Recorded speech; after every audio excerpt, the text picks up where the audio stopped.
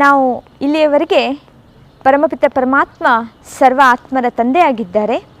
ಅವರನ್ನೇ ಇಷ್ಟು ದಿನಗಳಿಂದ ನಾವು ಇಷ್ಟಲಿಂಗ ಹಾಗೂ ಸಾವಿರಲಿಂಗ ರೂಪದಲ್ಲಿ ಪೂಜೆ ಮಾಡುತ್ತಾ ಬಂದಿದ್ದೇವೆ.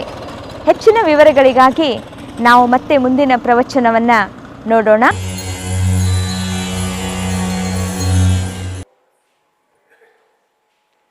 ನಮಗೇಕೆ ಅನೇಕ ದೇವರಾದೋ ಅನ್ನುವ ಪ್ರಶ್ನೆ. ದೇವರು ಒಬ್ಬನೇ ಇದ್ದಾನೆ ಅಂತ ತಿಳಿದಿದ್ದ ಮೇಲೆ ನಮಗೇಕೆ ಅನೇಕ ದೇವರಾಗಿದ್ದಾವೆ, ಅವರಿಗೇಕೆ ಒಬ್ಬನೇ ದೇವರು? ಈ ಪ್ರಶ್ನೆಯನ್ನು ಬಗೆಹರಿಸುವ, ಈ ಪ್ರಶ್ನೆಯನ್ನು ನಿವಾರಣೆ ಮಾಡುವ, ಈ ಪ್ರಶ್ನೆಗೆ ಸಮಂಜಸವಾದ ಜ್ಞಾನವನ್ನು ಕೊಡ್ತಕ್ಕಂತಹ ಒಂದೇ ಒಂದು ಅನುಭವ ಸಿದ್ಧಾಂತ ಏನಂದರೆ, ಒಂದು ದೃಷ್ಟಾಂತ ಹೇಳ್ತೀನಿ. ಜನಕ ಮಹಾರಾಜರು, ರಾಜ ಋಷಿಗಳಾಗಿದ್ದಂಥ ಜನಕ ಮಹಾರಾಜರು ಒಡ್ಡೋಲಗವನ್ನು ನಡೆಸ್ತಾ ಇದ್ರು. ರಾಜ ದರ್ಬಾರ್ ನಡೀತಾ ಇತ್ತು.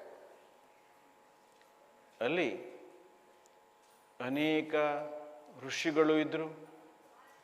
ಆ ದರ್ಬಾರಿನಲ್ಲಿ ಅನೇಕ ದೇವತೆಗಳು ಇದ್ರು, ಅನೇಕ ಆಚಾರ್ಯರು, ಪಂಡಿತರು ಎಲ್ಲರೂ ಇದ್ರು. ರಾಜ ದರ್ಬಾರ್ ನಡೀತಾ ಇತ್ತು.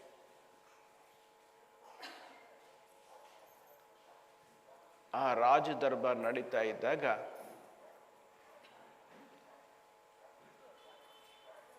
ಪೂರ್ವ ನಿಶ್ಚಿತ ಕಾರ್ಯಕ್ರಮವಿಲ್ಲದೆ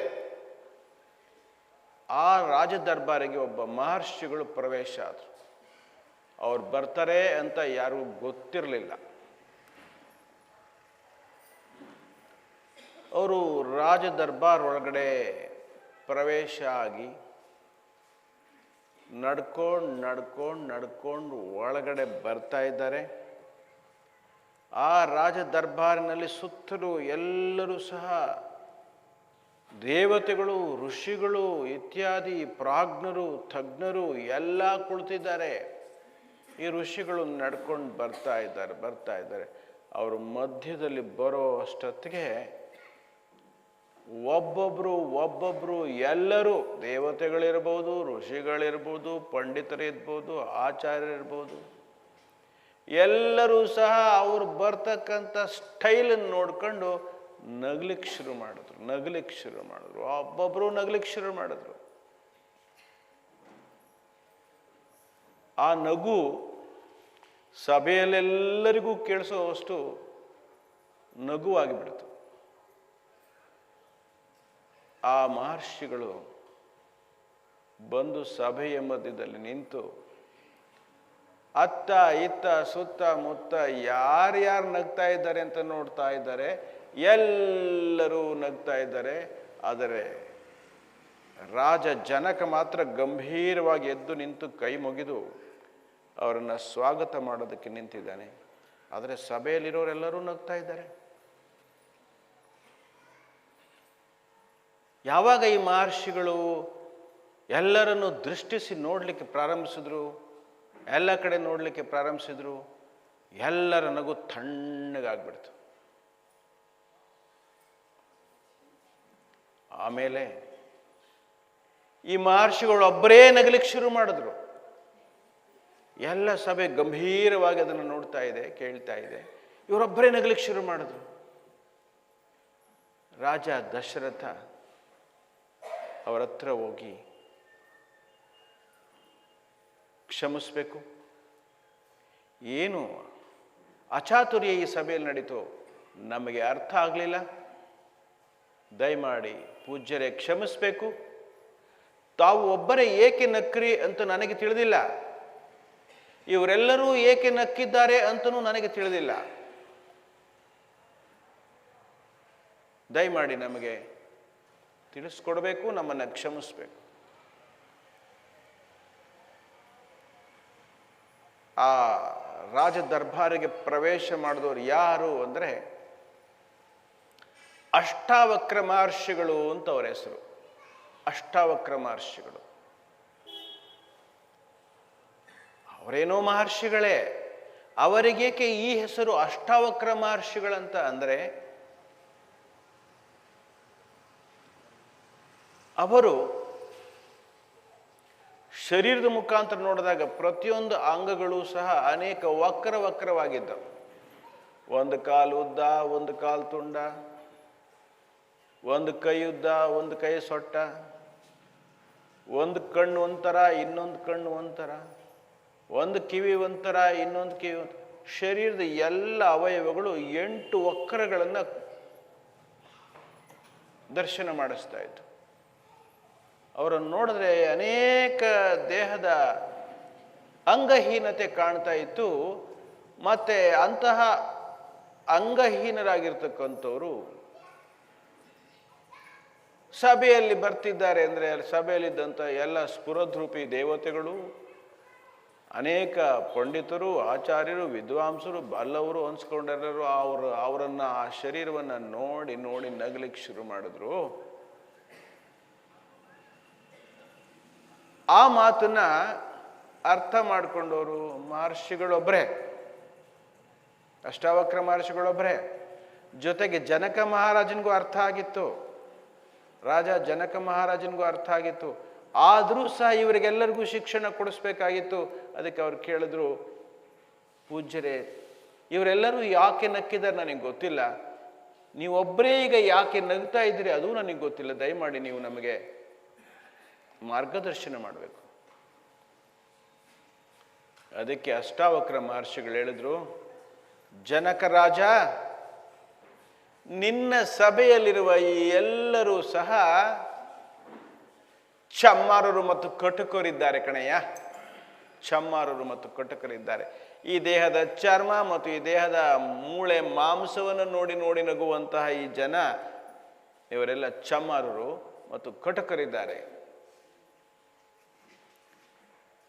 ಎಲ್ಲರಿಗೂ ಇವರ ಮಾತು ತಿಳಿತು. ಆದರೆ ಮುಂದಿನ ವಿಚಾರ ಅವರಿಗೆ ಅರ್ಥ ಆಗಲಿಲ್ಲ. ದೇಹದ ಅಂಗಹೀನತೆ ಹೇಗಿದ್ದರೇನು, ದೇಹದ ನ್ಯೂನತೆ ಹೇಗಿದ್ದರೇನು, ಆ ದೇಹದೊಳಗಿರುವ ಆತ್ಮದ ಸಾಧನೆ ಮಾತ್ರ ಮಹಾನ್. ಅವರು ಮಾಡಿದ ತಪಸ್ಸಿನಿಂದ ಅವರು ಅಷ್ಟಾವಕ್ರ ಮಹರ್ಷಿಗಳು ಅಂತಕ್ಕಂಥ ಬಿರುದು ಬಂದಿತ್ತು ಅವರಿಗೆ. ಅವರು ಮಹಾನ್ ತಪಸ್ವಿಗಳು, ಅವರು ತ್ರಿಕಾಲ ಜ್ಞಾನಿಗಳು. ಕೊಟ್ಟರೆ ವರ, ಇಟ್ಟರೆ ಶಾಪ, ಅಷ್ಟೊಂದು ಮಹಾನ್ ತಪಸ್ವಿಗಳು. ಅವರನ್ನು ನೋಡಿ, ಅವರ ಮಾತನ್ನು ಕೇಳಿ ಎಲ್ಲರೂ ನಡುಕ ಪಡ್ತಿದ್ರು. ಇನ್ನೆಲ್ಲಿ ನಮಗೆ ಶಾಪ ಸಿಗ್ತದೋ, ಇನ್ನು ನಮ್ಮ ಮುಂದಿನ ಶಾಪ ಪರಿಹಾರಕ್ಕೋಸ್ಕರ ಮುಂದೇನು ಕಷ್ಟಪಡಬೇಕು ಅಂತ. ಜನಕ ರಾಜ, ಇವರೆಲ್ಲರೂ ಕಟುಕರು, ಚಮ್ಮಾರರಾಗಿ ನನ್ನ ಶರೀರವನ್ನು ನೋಡಿದ್ರಿಂದ ಇನ್ನು ಅನಿವಾರ್ಯವಾಗಿ ಇವರು ಜ್ಞಾನರಹಿತರು ಅಂತ ತಿಳಿದು ಇವರನ್ನು ಕ್ಷಮಿಸಿದ್ದೇನೆ. ಇವರೆಲ್ಲರೂ ದೇಹ ನೋಡುವವರು, ದೇಹದೊಳಗಿರುವ ಆತ್ಮ ಜ್ಯೋತಿಯನ್ನು ಅರಿಯರು ಅಂತಕ್ಕಂಥ ಆತ್ಮದ ಜ್ಞಾನವನ್ನು ಅಲ್ಲಿ ಅಷ್ಟಾವಕ್ರ ಮಹರ್ಷಿಗಳು ಹೇಳ್ತಾರೆ. ಈ ದೃಷ್ಟಾಂತವನ್ನು ನಾನು ಏತಕ್ಕೆ ಕೊಡ್ತಿದ್ದೀನಿ ಅಂದರೆ, ನಾವೆಲ್ಲ ದೇಹದಾರಿಗಳು. ನಾನು ಅಂದರೆ ಸಾಕು, ನನ್ನ ದೇಹನೇ ನನಗೆ ನೆನಪು ಬರ್ತದೆ. ನಾನು ಅಂದರೆ ಸಾಕು, ನನ್ನ ದೇಹ ಬಿಟ್ಟು ಬೇರೇನೂ ನನಗೆ ಗೊತ್ತಾಗುವುದಿಲ್ಲ. ಎಲ್ಲರನ್ನೂ ದೇಹ ಅಂತಲೇ ತಿಳ್ಕೊಂಡಿದ್ದೀವಿ, ನನ್ನನ್ನು ನಾನು ದೇಹ ಅಂತ ತಿಳ್ಕೊಂಡಿದ್ದೀನಿ. ಹಾಗಾಗಿ ನನ್ನ ರೂಪ ದೇಹ ಅಂತ ತಿಳ್ಕೊಂಡಿರೋದ್ರಿಂದ ನನ್ನ ದೇವರುಗಳೆಲ್ಲವೂ ದೇಹದ ರೂಪದಲ್ಲೇ ಕುಳಿತಿವೆ. ನನ್ನ ದೇವರೆಲ್ಲ ದೇಹ ರೂಪದಲ್ಲೇ ಕುಳಿತಿವೆ. ಆದರೆ ಬಸವಾದಿ ಪ್ರಮಥರು, ಮಹಾನ್ ಜ್ಞಾನಿಗಳು, ಅನುಭಾವಿಗಳು, ಶಿವಶರಣರು, ಅವರಿಗೆ ಈ ಜ್ಞಾನ ಬಹಳ ಚೆನ್ನಾಗಿ ಗೊತ್ತಿತ್ತು. ನಾವೆಲ್ಲ ದೇಹ ಅಲ್ಲ, ದೇಹದೊಳಗಿರುವ ಆತ್ಮಜ್ಯೋತಿಗಳು ನಾವು ಅನ್ನುವ ಮಾತು ಅವರಿಗೆ ಬಹಳ ಸುಂದರವಾಗಿ ಗೊತ್ತಿತ್ತು. ಅದಕ್ಕೆ ಶರಣರು ಹೇಳ್ತಾರೆ, ಅರಿತೊಡೆ ಶರಣ, ಮರೆತೊಡೆ ಮಾನವ. ನಿನ್ನನ್ನು ನೀನು ಮೊದಲು ದೇಹ ಅಲ್ಲ ಅಂತ ಅರ್ಥಕೋ. ಈ ದೇಹ ಮಧ್ಯದಲ್ಲಿ ಬಂದಿರುವ ಒಂದು ಉಡುಪು, ಇದು ಬರುತ್ತೆ, ಇದು ಹೋಗುತ್ತೆ, ಇದಕ್ಕೆ ಹುಟ್ಟು ಸಾವು ಇದೆ. ನೀನು ಆತ್ಮಜ್ಯೋತಿ ಇದೆಯಾ,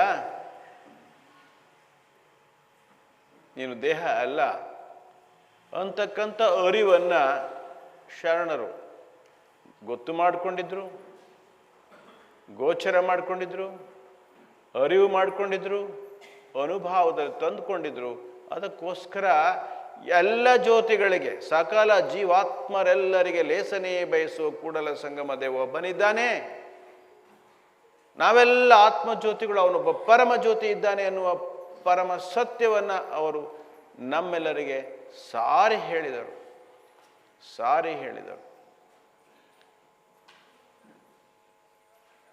ನಾವೆಲ್ಲ ನೋಡ್ತಾ ಇದ್ದೇವೆ,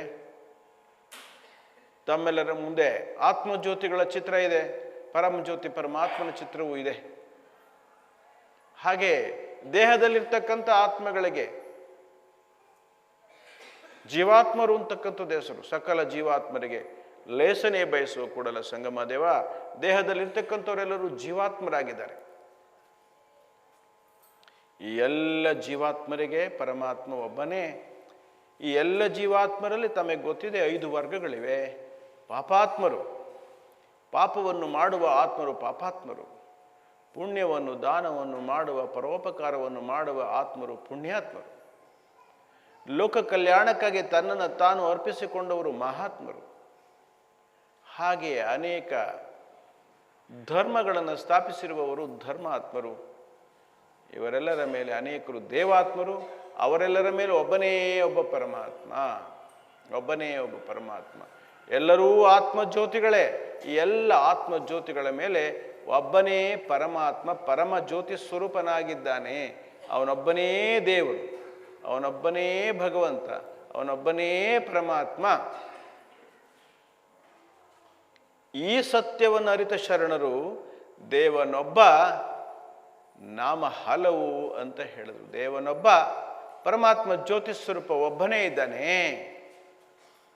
ದೇವನೊಬ್ಬ, ನಾಮ ಹಲವು ಅಂತ ಹೇಳಿ ಒಬ್ಬೊಬ್ಬ ಶರಣರು ತನ್ನ ವಚನದಲ್ಲಿ ಅನೇಕ ನಾಮಗಳಿಂದ ಆ ಒಬ್ಬ ದೇವರನ್ನ ಸ್ಮರಿಸುತ್ತಾರೆ. ತಮ್ಮ ವಚನದ ಕಾವ್ಯನಾಮದಲ್ಲಿ ಅವರ ಮನಸ್ಸಿನ ಆರಾಧ್ಯ ದೇವರಾದ ಪರಮಾತ್ಮ ಶಿವನನ್ನ ಒಂದೊಂದು ಮಹಿಮೆಯಿಂದ ಅವರು ಕೊಂಡಾಡುತ್ತಾರೆ. ತಮ್ಮೆಲ್ಲರಿಗೆ ಗೊತ್ತಿದೆ, ಬಸವಣ್ಣನವರು ಕೂಡಲ ಸಂಗಮ ದೇವ ಅಂತ ಆ ಪರಮಾತ್ಮನಿಗೆ, ಈಶ್ವರನಿಗೆ, ಶಿವನಿಗೆ, ಜ್ಯೋತಿರ್ಲಿಂಗ ಸ್ವರೂಪನಾದ ಪರಮಾತ್ಮನಿಗೆ ಕರೀತಾರೆ. ಅವರ ಕಾವ್ಯ ನಾಮ ಕೂಡಲ ಸಂಗಮ ದೇವ. ಹಾಗೆ ಚನ್ನ ಬಸವಣ್ಣನವರು ಚನ್ನ ಕೂಡಲ ಸಂಗಮ ದೇವ. ಅಕ್ಕ ಮಹಾದೇವರು ಚನ್ನ ಮಲ್ಲಿಕಾರ್ಜುನ. ಶರಣ ಸಿದ್ದರಾಮಣ್ಣನವರು ಕಪಿಲ ಸಿದ್ಧ ಮಲ್ಲಿಕಾರ್ಜುನ. ಹೀಗೆ ಹಲವಾರು ಮಹಿಮೆಗಳಿಂದ ಆ ಒಬ್ಬನೇ ಪರಮಾತ್ಮನನ್ನ ಪ್ರಾರ್ಥಿಸಿದ್ದಾರೆ. ಆದ್ದರಿಂದ ದೇವನೊಬ್ಬ, ನಾಮ ಹಲವು ಅಂತಕ್ಕಂತಹ ಗುರುತರವಾದ ಒಂದು ಉಪದೇಶವನ್ನು ನಾವು ಬಹಳ ಚೆನ್ನಾಗಿ ಅರ್ಥ ಮಾಡಿಕೊಂಡಿದ್ದೇವೆ ಅಂತ ನಾನು ಭಾವಿಸ್ತೇನೆ. ಬಸವಣ್ಣವರು ಈ ವಚನದಲ್ಲಿ ಮತ್ತೊಂದು ಉಪಮೇಯವನ್ನು ಕೊಡ್ತಾರೆ.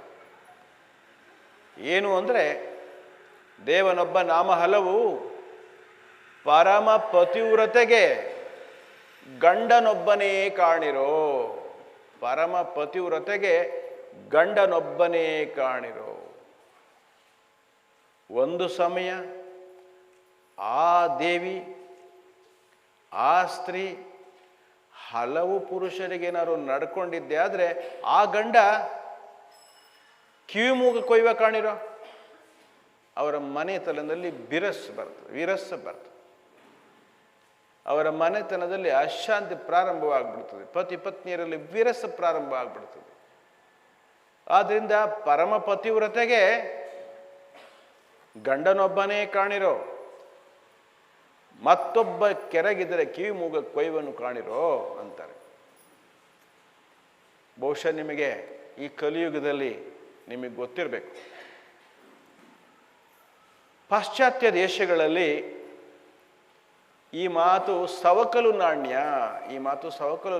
ಏನಂದ್ರೆ ಪರಮ ಪತಿವ್ರತೆಗೆ ಗಂಡನೊಬ್ಬನೇ ಕಾಣಿರೋ ಅನ್ನುವ ಮಾತು ಸವಕಲು ನಾಣ್ಯ ನಡೆಯೋದೇ ಇಲ್ಲ. ಅಲ್ಲಿ ಎಷ್ಟು ಜನ ಡೈವರ್ಸ್ ಮಾಡಿದ್ದಾರೆ ಅನ್ನೋದೇ ಬೆಸ್ಟ್ ವಿಚಾರ. ಅಲ್ಲಿ ಅವನೊಬ್ಬ ಮಹಾಶೂರ, ಅವಳೊಬ್ಬಳು ಮಹಾಶೂರಿಣಿ. ಅಲ್ಲಿನ ದಾಂಪತ್ಯದಲ್ಲಿ ಬೆಳಗ್ಗೆ ಮದುವೆ, ಸಂಜೆ ಡೈವರ್ಸ್. ಈ ರೀತಿ ತಮಗೆ ಗೊತ್ತಿದೆ. ಸಂಸ್ಕಾರ, ಸಂಸ್ಕೃತಿ, ಮನುಕುಲದ ಸಂಸ್ಕೃತಿ ಹಾಳಾಗ್ತಿರೋದು ನಿಮಗೆ ಗೊತ್ತಿದೆ. ಒಬ್ಬರೊಬ್ಬರು ತಮ್ಮ ವೃದ್ಧಾಪ್ಯದಷ್ಟೊತ್ತಿಗೆ ಒಂದು 20-25 ಜನಗಳನ್ನು ಮದುವೆ ಮಾಡ್ಕೊಳ್ತಾರೆ, 20-25 ಜನ ಡೈವರ್ಸ್ ಮಾಡ್ತಾರೆ. ಅವರಿಗೆ ಮಾನವೀಯ ಮೌಲ್ಯಗಳೇ ಇಲ್ಲ. ಅವರೆಲ್ಲ ಒಂದು ಥರ ಕಾಡು ಪ್ರಾಣಿಗಳಂತೆ. ದೇಹದಲ್ಲೆಲ್ಲರೂ ಸಹ ವಿದ್ಯಾವಂತರು, ಬುದ್ಧಿವಂತರು, ಮಾನವರೇ ಇದ್ದಾರೆ, ನೋಡಿದರೆ ನಾಗರಿಕರಂತೆ ಅವರು ಇದ್ದಾರೆ. ಆದರೆ ಮೌಲ್ಯಗಳು ಮಾತ್ರ ಅಪಮೌಲ್ಯವಾಗಿವೆ ಜೀವನದಲ್ಲಿ. ತಮಗೆ ಈ ವಿಚಾರ ಗೊತ್ತಿದೆ.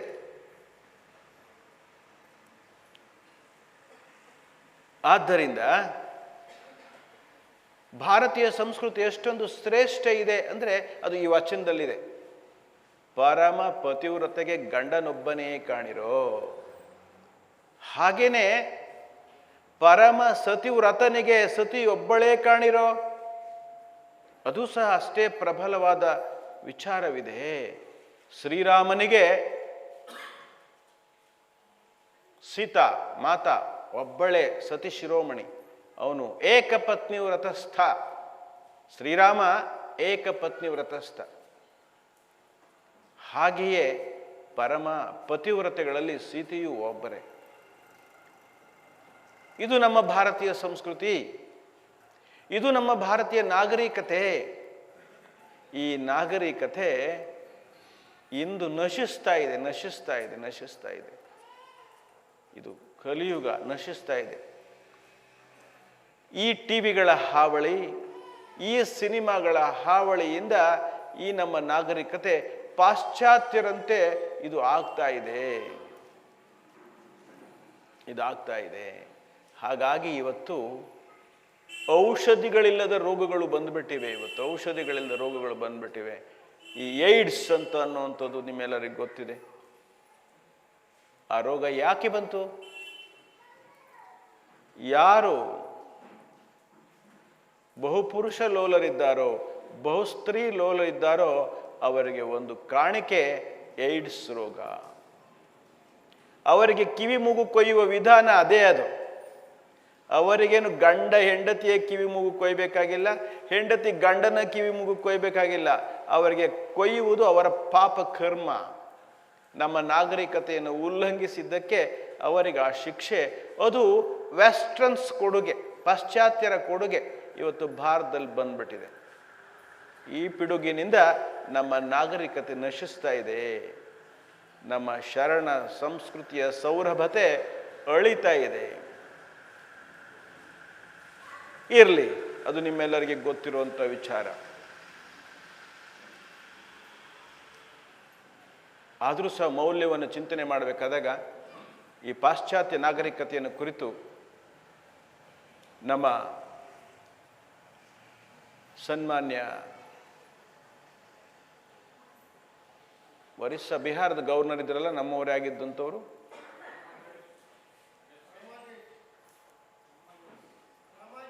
ಅಲ್ಲ ಬಿಹಾರದ ಗವರ್ನರ್ ಒಬ್ಬರು, ಒರಿಸ್ಸಾದ ಗವರ್ನರ್, ಇರಲಿ, ಅವರ ಹೆಸರು ಮರ್ತೋಯ್ತು, ನಮ್ಮವರೇನೆ. ರಿಟೈರ್ಡ್ ಆಗಿದ್ದಾರೆ ಅವರು, ಬೆಂಗಳೂರಿನಲ್ಲಿದ್ದಾರೆ. ನಾನು ನೆನಪು ಮಾಡ್ಕೊಂಡು ಇನ್ನೊಮ್ಮೆ ಹೇಳ್ತೀನಿ. ರಾಮಾ ಜೋಯಿಸ್ರು, ಶ್ರೀ ರಾಮಾ ಜೋಯಿಸ್ರು ಗುಲ್ಬರ್ಗದಲ್ಲಿ ಒಂದು ಪ್ರವಚನ ಮಾಡಿದ್ರು. ಕಾಲೇಜು ವಿದ್ಯಾರ್ಥಿಗಳನ್ನು ಉದ್ದೇಶಿಸಿ ಒಂದು ಪ್ರವಚನ ಮಾಡಿದ್ರು. ಆ ಪ್ರವಚನದಲ್ಲಿ ಒಂದು ಮಾತನ್ನು ಅವರು ಹೇಳಿದ್ರು. ವಿದೇಶದಲ್ಲಿ 65% ಅಲ್ಲಿನ ಮಕ್ಕಳಿಗೆ ಅಪ್ಪ ಯಾರು ಅಂತ ಗೊತ್ತಿಲ್ಲ. ಈ ಮಾತನ್ನು ಹೇಳಿದ್ರು. ಪಬ್ಲಿಕ್ ಪ್ರವಚನದಲ್ಲಿ, ಸಾರ್ವಜನಿಕ ಪ್ರವಚನದಲ್ಲಿ ಹೇಳಿದ್ರು. ಆ ಒಂದು ಪಾಶ್ಚಾತ್ಯರ ಜೀವನ ಮಟ್ಟ ಹೀಗಿದೆ, ತಂದೆ ಯಾರು ಅಂತ ಮಗುವಿಗೆ ಗೊತ್ತಿಲ್ಲ, ತಾಯಿಯೂ ಸಹ ಹೇಳಲಾರಳು. ಇದು ವೆಸ್ಟರ್ನ್ ಕಲ್ಚರ್. ಭಾರತ ಆ ದಾರಿಗೆ ಸಾಗ್ತಾ ಇದೆ ಈಗ. ಇದು ಆಗಬಾರದಿತ್ತು. ಇದು ಟಿವಿಯ ಕೊಡುಗೆ, ಸಿನಿಮಾದ ಕೊಡುಗೆ, ಪಾಶ್ಚಾತ್ಯರ ನಡವಳಿಕೆಯ ಹೇರಿಕೆ ಇವತ್ತು ನಡೀತಾ ಇದೆ. ಇರಲಿ, ನಮ್ಮ ಉದ್ದೇಶ ಇವತ್ತು ಕೇವಲ ಶರಣರು ಕಂಡ ಶಿವನನ್ನು ಕಾಣುವುದಷ್ಟೇ ಅಲ್ಲ, ಶರಣರ ಜೀವನವನ್ನೂ ಸಹ ನಮ್ಮ ಜೀವನದಲ್ಲಿ ಅಳವಡಿಸಿಕೊಳ್ಳುವ ಒಂದು ದೃಷ್ಟಿಕೋನವೂ ನಮ್ಮಲ್ಲಿರಬೇಕು ಅನ್ನೋದೇ ಈ ಪರಮ ಸತ್ಯದ ವಿಚಾರವಾಗಿದೆ. ಆದ್ದರಿಂದ ಹಲವು ದೇವರ ಎಂಜಲು ತಿಂಬುವವರನ್ನು ಅದೆಂತೂ ನಂಬುವ ಕೂಡಲ ಸಂಗಮ ದೇವ ಅಂತ ಮುಂದಕ್ಕೆ ಆ ವಚನ ಪ್ರಾರಂಭವಾಗ್ತದೆ. ಹಲವು ದೇವರ ಎಂಜಲು ತಿಂಬುವವರನ್ನು ಅದೆಂತೂ ನಂಬುವ ಕೂಡಲ ಸಂಗಮ ದೇವ. ಒಬ್ಬ ಪತಿ ಅನೇಕ ಸ್ತ್ರೀಯರ ಜೊತೆಯಲ್ಲಿದ್ದರೆ ಪತ್ನಿ ಹೇಗೆ ನಂಬ್ತಾಳೆ ಅವನನ್ನು? ಹಾಗೆ ಒಬ್ಬ ಸತಿ ಅನೇಕ ಪುರುಷರ ಜೊತೆಯಲ್ಲಿದ್ದರೆ ಪತಿಯಾದರೂ ಹೇಗೆ ನಂಬ್ತಾನೆ ಅವನನ್ನು? ಹಾಗೆ ದೇವರು ಸಹ ಹಲವು ದೇವರ ಎಂಜಲ ತಿಂಬುವವರನ್ನು ಅದೆಂತೂ ನಂಬುವ ನಮ್ಮ ಕೂಡಲ ಸಂಗಮ ದೇವ. ಹೀಗೆ ಬಸವಣ್ಣವರು ಹೇಳ್ತಾರೆ. ನಾವು ಏಕೆ ಈ ಒಂದು ಹಲವು ದೇವರುಗಳನ್ನು ಮಾಡ್ಕೊಂಡಿದ್ವಿ ಅನ್ನೋದಕ್ಕೆ ನಾನೀಗಾಗಲೇ ಒಂದು ದೃಷ್ಟಾಂತ ತಮ್ಮ ಮುಂದೆ ಹೇಳಿದ್ದೀನಿ. ನಾನು ಅಂದರೆ ಶರೀರ. ನನಗೆ ಆಧ್ಯಾತ್ಮಿಕದ ಅರಿವಿಲ್ಲ, ಆಧ್ಯಾತ್ಮಿಕದ ಜ್ಞಾನ ಗೊತ್ತಿಲ್ಲ, ಆಧ್ಯಾತ್ಮಿಕದ ಸೌರಭ ನಮಗೆ ಹೇಳಿಕೊಡುವ ಯಾವ ಶಾಲೆಗಳು ಇಲ್ಲ, ಕಾಲೇಜು ಇಲ್ಲ, ವಿಶ್ವವಿದ್ಯಾಲಯವೂ ಇಲ್ಲ, ಮಠ ಮಂದಿರಗಳಲ್ಲೂ ಸಹ ನಾವು ಇದನ್ನು ಹೆಚ್ಚಾಗಿ ಕಾಣ್ತಾ ಇಲ್ಲ. ಒಂದು ಪುರಾಣ ಹೇಳೋದು ಅಷ್ಟೇ ಆಗ್ತದೆ. ಈ ಶಿಕ್ಷಣ ಇದ್ರೆ ನಾವು ಕೆಡೋದಿಲ್ಲ, ನಾವು ಮುಂದುವರ್ತೀವಿ. ನಾವು ಸಹ ಏಕ ದೇವ ಉಪಾಸನೆಯ ಚಿಂತಕರಾಗ್ತೀವಿ. ಇರಲಿ, ಈ ಬಹುದೇವ ಉಪಾಸನೆ ಬರಲಿಕ್ಕೆ body conscious is the basis. ದೇಹಾಭಿಮಾನವೇ ಇದಕ್ಕೆ ಅಡಿಪಾಯ. ನಮಗೆ ಕಣ್ಣಿಗೆ ಕಾಣೋ ದೇವರು ಬೇಕು, ಅದಕ್ಕೋಸ್ಕರ ನಾವು ದೇವ್ರನ್ನ ಮಾಡ್ಕೊಂಡಿದ್ದೇವೆ. ನಮಗೆ ಕಣ್ಣಿಗೆ ಕಾಣೋ ದೇವರು ಬೇಕು, ನಮಗೆ ದೇವರು ಇರಬೇಕು, ನಮಗೆ ದೇವರು ಇರಬೇಕು, ನಮಗೆ ಕಣ್ಣಿಗೆ ಕಾಣೋ ದೇವರು ಬೇಕು. ಈ ವಚನವನ್ನು ಆಧರಿಸಿ ನಾನು ಈ ಚಿತ್ರವನ್ನು ತಮಗೆ ಎಕ್ಸ್ಪ್ಲೈನ್ ಮಾಡ್ತೀನಿ. ಬಹುಶಃ ಈ ಚಿತ್ರದಲ್ಲಿ ತಮಗೆ ಮೊಟ್ಟ ಮೊದಲನೇದಾಗಿ ಒಂದು ದೃಶ್ಯ ಕಾಣ್ತಾ ಇದೆ. ಇದು ಒಂದು ಶಿವಲಿಂಗ. ಭಾರತ ದೇಶದಲ್ಲಿ 12 ಕಡೆ ಜ್ಯೋತಿರ್ಲಿಂಗಗಳನ್ನು ಸ್ಥಾಪಿಸಲಾಗಿದೆ.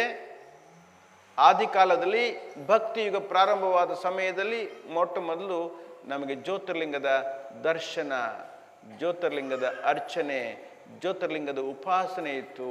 ಎಲ್ಲ ಭಕ್ತರು ಸಹ ಪರಮಾತ್ಮನ ಉಪಾಸನೆಯನ್ನು ಜ್ಯೋತಿರ್ಲಿಂಗ ರೂಪದಲ್ಲಿ ಮಾಡ್ತಿದ್ರು. ನಾವು ಇಲ್ಲಿಯವರೆಗೆ ಪರಮಪಿತ ಪರಮಾತ್ಮ ಸರ್ವ ಆತ್ಮರ ತಂದೆಯಾಗಿದ್ದಾರೆ. ಅವರನ್ನೇ ಇಷ್ಟು ದಿನಗಳಿಂದ ನಾವು ಇಷ್ಟಲಿಂಗ ಹಾಗೂ ಸಾವಿರಲಿಂಗ ರೂಪದಲ್ಲಿ ಪೂಜೆ ಮಾಡುತ್ತಾ ಬಂದಿದ್ದೇವೆ. ಹೆಚ್ಚಿನ ವಿವರಗಳಿಗಾಗಿ ನಾವು ಮತ್ತೆ ಮುಂದಿನ ಪ್ರವಚನವನ್ನು ನೋಡೋಣ.